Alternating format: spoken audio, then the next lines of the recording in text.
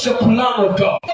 Mlango wa 3 mstari wa 16, kwa jinsi hii Mungu akaupenda ulimwengu. Kwa jinsi hii Mungu akaupenda ulimwengu. Wakati Mungu aliupenda ulimwengu, makusudi ya kupenda ulimwengu ilikuwa ni kwamba ulimwengu ukaweze kurejea katika uhaki, ulimwengu ukarejea katika matumaini, ulimwengu ukarejea katika njia ambayo inastahili. Katika makusudi ya Bwana ilikuwa ni kwamba wote ambao watakaoamini hawataweza kuangamia. Licha mauti ilikuwa ni sehemu yao, licha uharibifu ilikuwa ni sehemu yao, lakini makusudi ya Mungu ikawa ya kwamba wote watakaomwaminia hawataweza kupotea wala hawataweza kuangamia, bali watafikia ule msamaha.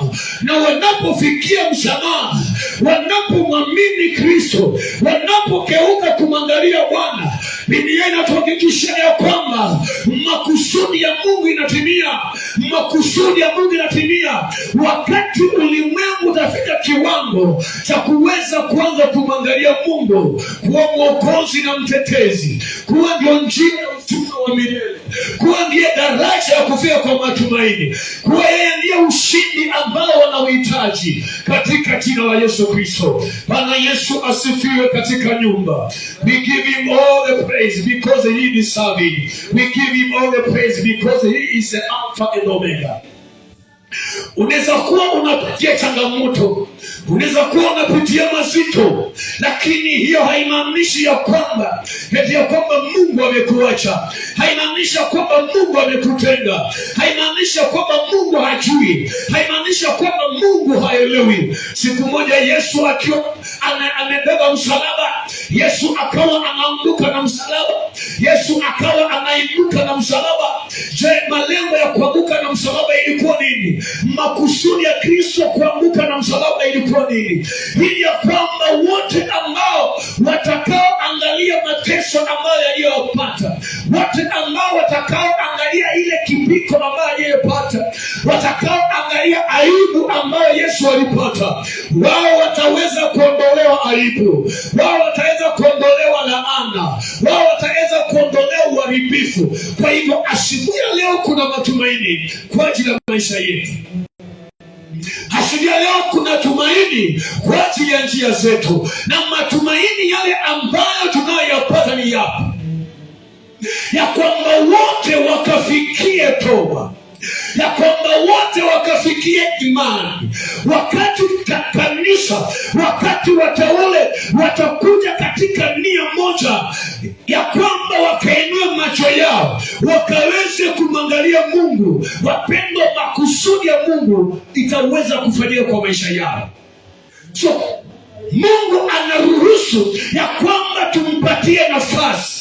Mungu anahitaji wale ambao watasema tumetembea na hatujaona msaada, tumetembea na tungali sisi ni wadhaifu, tumetembea na bado sisi ni wanyonge. Kwa hivyo nini ambayo inahitajika? Tufikie ukamilifu wa msalaba, tufikie ukamilifu wa utakazo. Katika Waefeso mlango wa 4 mstari wa 13, hapo ndipo tunaenda kuanza asili ya leo. Anaamini ya kwamba Mungu ni mwaminifu, yeye ambaye ataenda kutubariki. Naposoma andiko hili ya kwamba imani yetu, wapendwa, tukaweze kuinua na tukaweze kumwangalia Bwana, maana yeye ni mwaminifu, yeye ni mtetezi, yeye ni kimbilio. Alichokusudia ataweza kukikamilisha katika jina la Yesu Kristo. Ataweza kukikamilisha katika jina la Yesu. Waefeso lango ni wa 4 mstari wa 13. Andiko linasema hivi, naweza tukatumia na Mungu akatukuka asili ya leo. Hata na sisi zote tutakapo ufikia umoja wa imani, hata na sisi zote tutakapo ufikia umoja wa imani. So makusudi ya Mungu ndiposa ikatendeke kwetu. Makusudi ya Mungu ya msamaha, makusudi ya Mungu ya urejeshi, makusudi ya Mungu ya kuinuliwa, makusudi ya Mungu ya utakazo, makusudi ya Mungu ya ulinzi, ndiposa ikaweza kutimia kwetu. Kuna kitu ambacho kinahitajika. Wakati tutakapofikia utimilifu wa imani, wakati tutakapofikia utimilifu wa umoja wa imani, lakini wakati imani zimetawanyika, wakati tunaishi na bado imani zetu hazijarudi katika njia ya msalaba, maana imani yetu inatokana na kazi ambayo Kristo alifanya msalabani. Imani yetu imesimama, imani yetu imejengeka wakati tunaweza kutazamia msalaba, tunaweza tukauangalia msalaba na tukakuwa na ufahamu, tukakuwa na ile ujasiri ya kujua ya kwamba msalaba imekamilika. Wakati mateso yake yalionekana, wakati alishinda kifo na mauti, akafufuliwa, hayuko tena kaburini, akainuliwa juu ya mataifa yote, ameketiwa kwenye kiti cha enzi, ameketiwa kwenye ufalme ambao hauwezi ukalingana na kitu chochote. Mpaka wakati tutafikia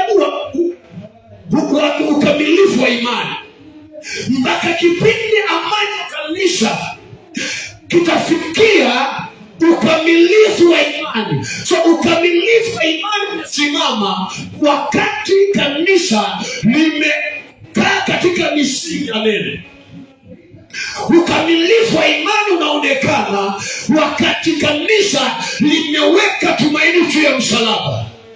Kanisa wakati linainua macho yao, kanisa wakati linainua wapendwa imani yao na wakaweza kutazamia msalaba, hapo ndipo Kristo anasema makusudi ambayo aliyakusudia, makusudi ambayo alikuwa yanatarajiwa litaweza kufikia kanisa. Kanisa lingali katika hali ya mahangaiko, kanisa katika hali ya kushindwa, kanisa katika hali ya kutangatanga.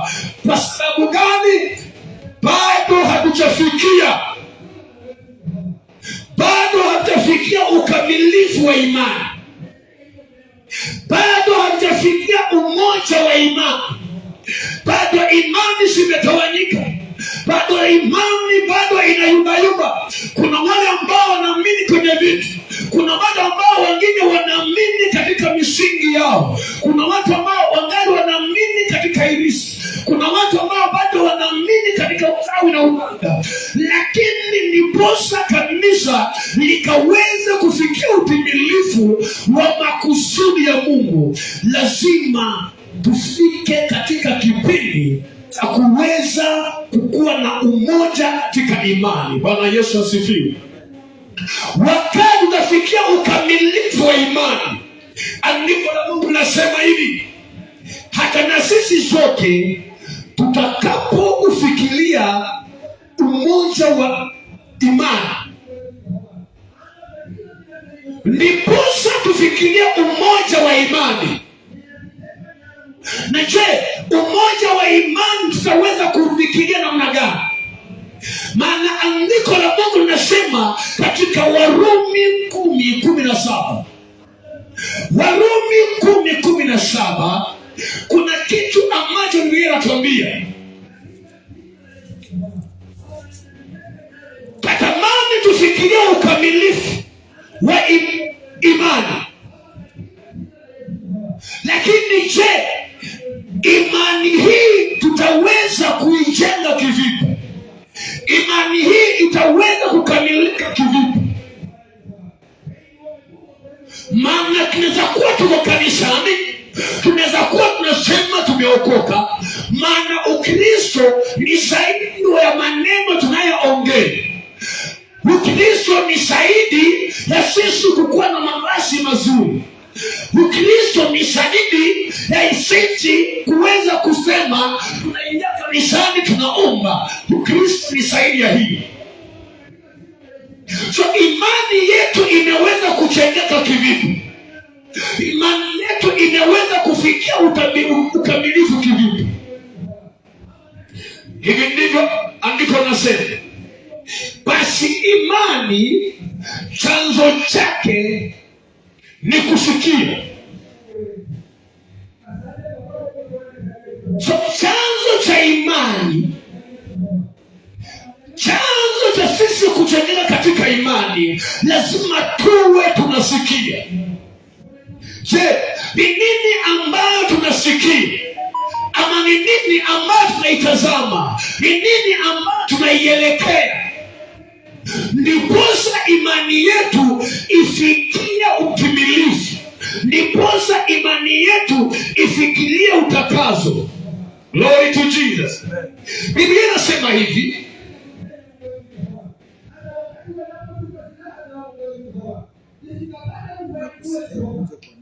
basi imani chanzo chake ni kusikia. So chanzo cha imani yetu, chanzo cha imani ya Mkristo, chanzo chake ni kusikia. Je, huyu kusikia anasikia kuhusu nini? Maana kuna mambo mengi ambayo tunayasikia. Kuna habari nyingi ambazo tunasisikia. Lakini ndiposa imani yetu ichengeke, maana kuna mahala tumesaliwa, kuna mahala tunatoka, na kuna mahala tunaelekea. So je, sisi tumesaliwa na nini? Lazima tuwe tumesaliwa na kitu fulani, na ndiposa tuaminie kwenye kitu ambacho tunakiaminia. Kwa hivyo tunapoaminia hivyo, imani yetu itaweza kujengeka.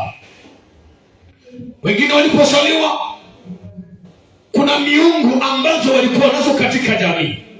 Kuna miungu walikuwa nazo katika kijiji. Na Israeli Yesu anapokutana na yule mwanamke Msamaria, anamwambia ya kwamba nyinyi mnaabudu kitu msichokijua. Bwana Yesu asifiwe. Nyinyi mnaabudu kitu ambacho hamukielewi, mnaabudu kitu ambacho hamukifahamu. Lakini saa imekuja, na saa ipo, na saa ndio hii. Watakao mwabudu Mungu watamwabudu katika roho na kweli. So hawawezi kuabudu katika roho na kweli pasipokuwa wameambiwa. Hawawezi wakaabudu katika roho na kweli pasipokuwa wamefundishwa. Hawawezi wakaabudu katika roho na kweli pasipokuwa wamesikia. Hawawezi wakaabudu katika roho na kweli kama hawajasikia ile ukweli ambao unahitajika. Maana kuna ukweli ambao umethibitika machoni pa wanadamu. Kuna ule ukweli ambao ni sawa machoni pa wanadamu. Lakini kuna ule ukweli ambao unatokana na Mungu. Haleluya. Kuna ukweli wa wanadamu ambao wao inawafurahisha wao, ambao inawapendeza wao wenyewe. Hivi ndivyo ambavyo wanafunzi wa Yesu alikuwa na wanafunzi wengi. Yesu alikuwa na wanafunzi wengi. Tunarudi tuingie katika Yohana 6, Yohana 6:40 ngapi? Yohana 6, Yohana 6:40.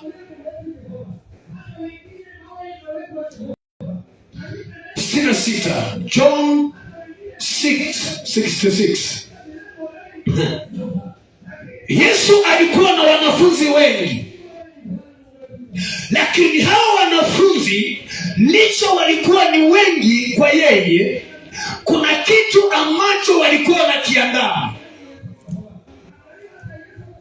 Lakini wakati ukweli ulipoanza kunenwa, watu hao wakaanza kuacha kuondoka kwa Yesu. Chapter 12. That is the chapter, because our Bibles are all the same.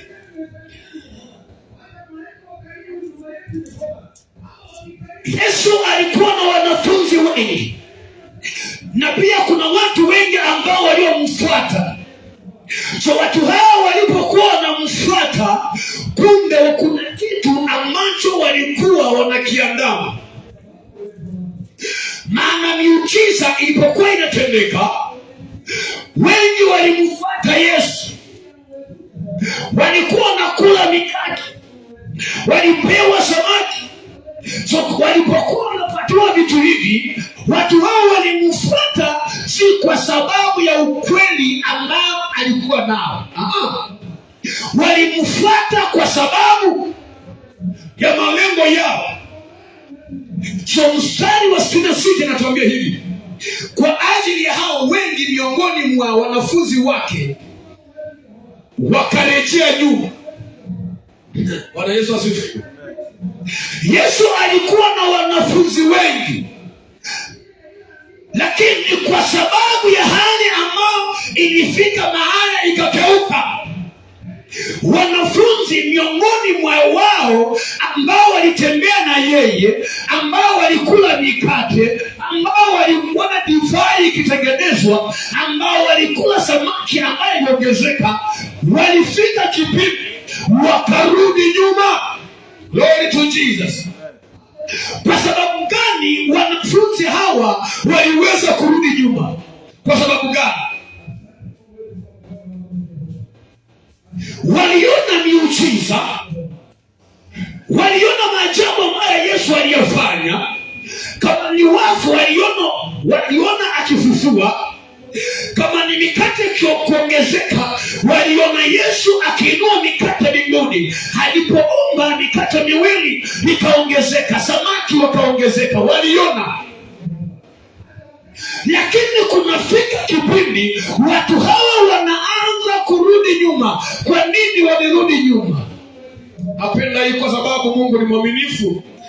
Ametujalia ya kwamba tunapojua ukweli wake utaweza kutusaidia ili tukatembee katika imani yake katika jina la Yesu Kristo. Biblia inasema hivi: kwa ajili ya hayo ni gani?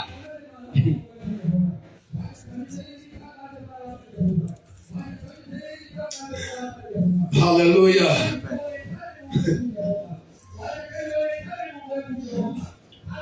Kwa ajili ya hayo wengi miongoni mwa wanafunzi wake wakarejea nyuma, wasiandamane naye tena.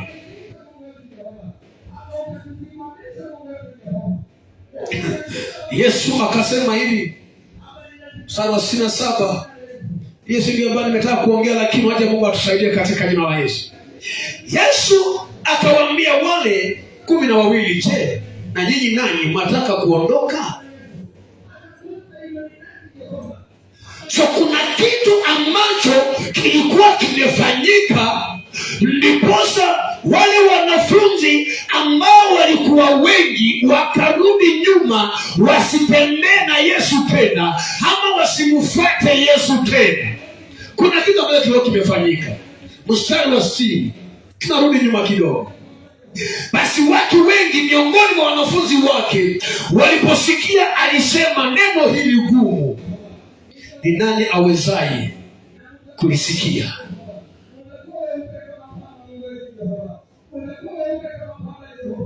Kuna neno ambalo Yesu alikuwa amezungumza. Mstari wa 41. Mstari wa 41.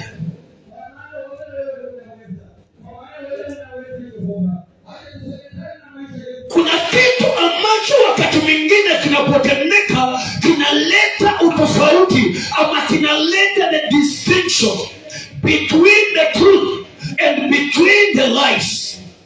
Hallelujah. And whenever the lies is at its peak,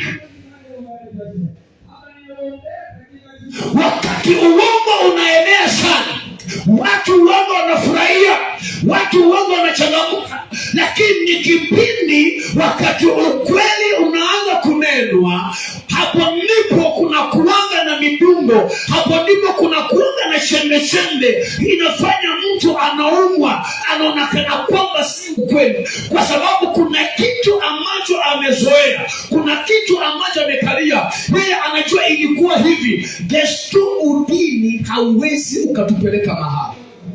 Bwana Yesu asifiwe.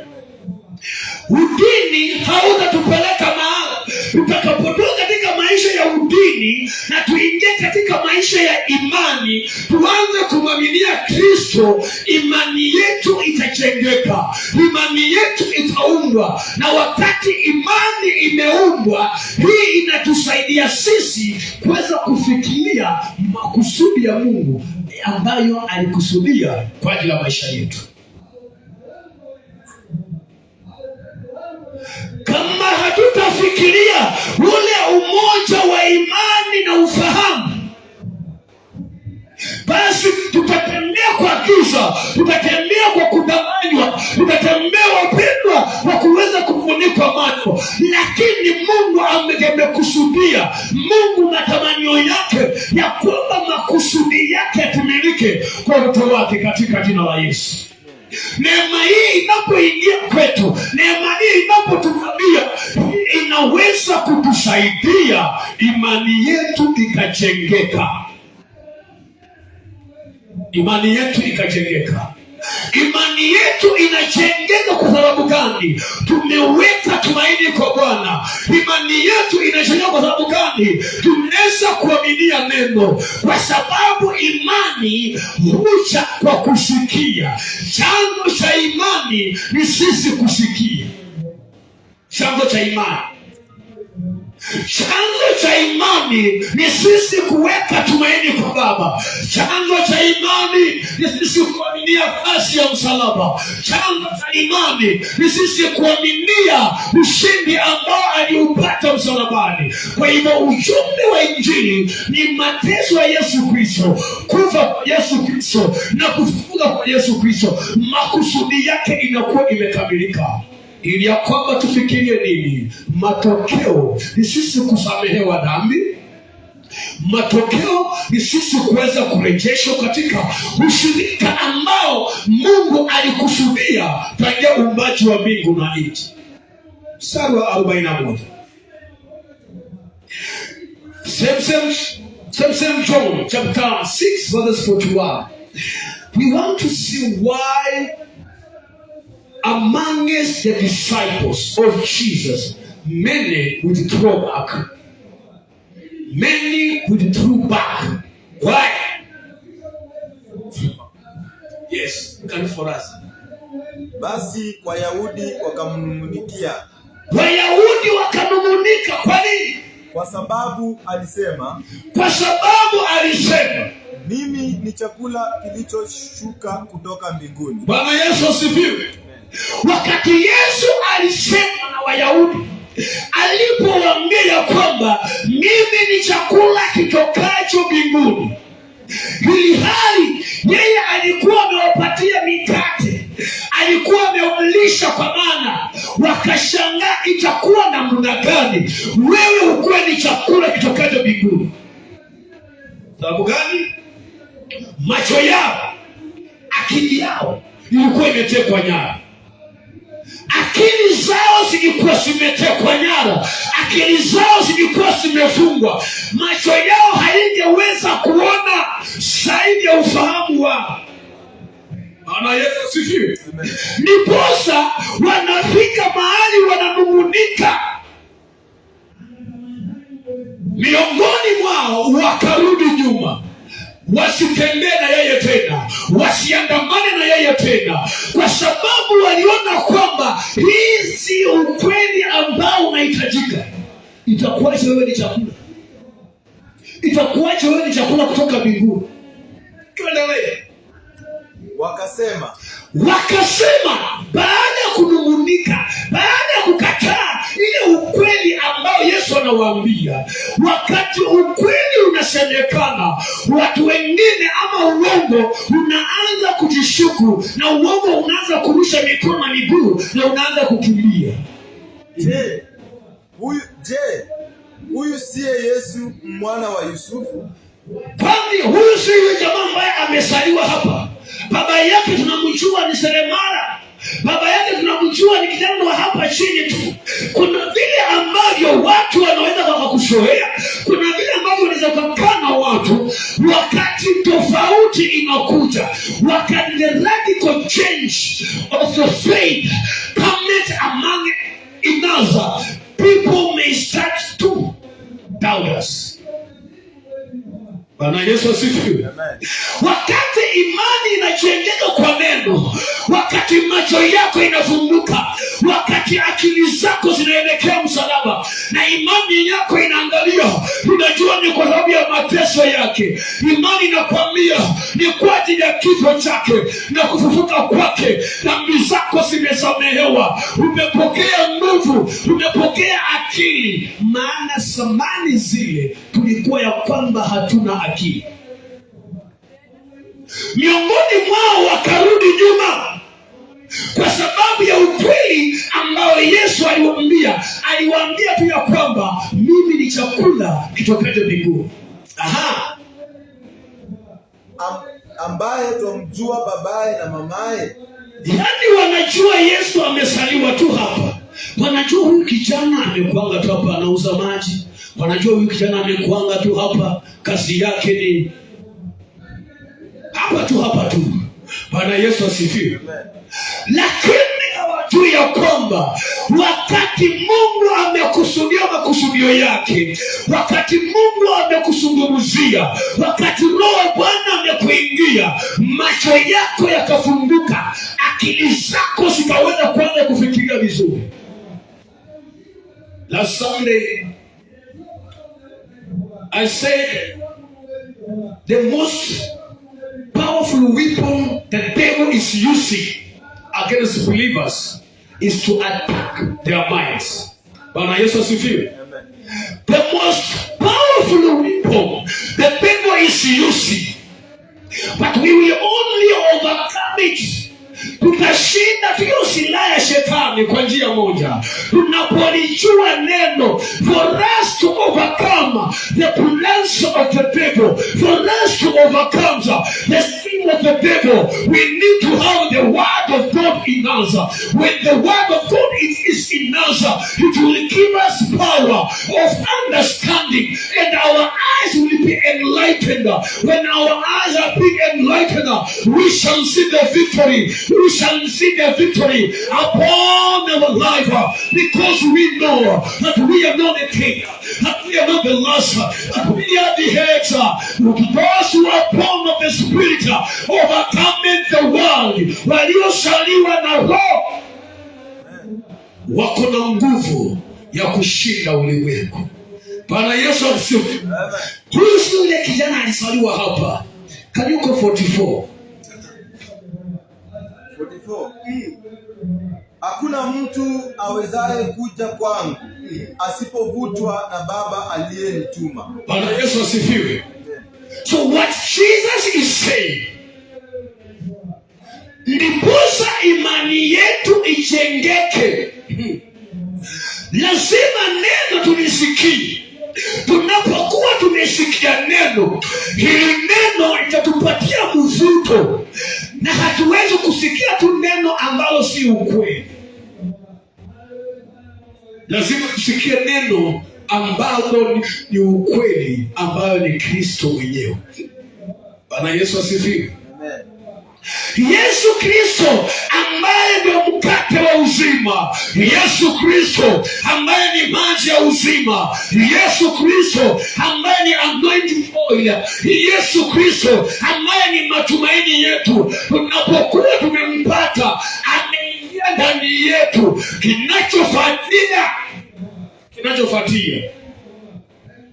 tunapokea uwezo wa kuweza kuchengeka katika imani. Tunapokea nguvu ya kuweza kuimarishwa katika tumaini. Tunafika kwenye tumaini. Tuendelee mstari wa 45. I'm almost winding up as we go to another session in the name of Jesus. imeandikwa katika manabii. Neno hili liliandikwa katika manabii. Manabii walizungumzia, manabii waliyanena haya maneno.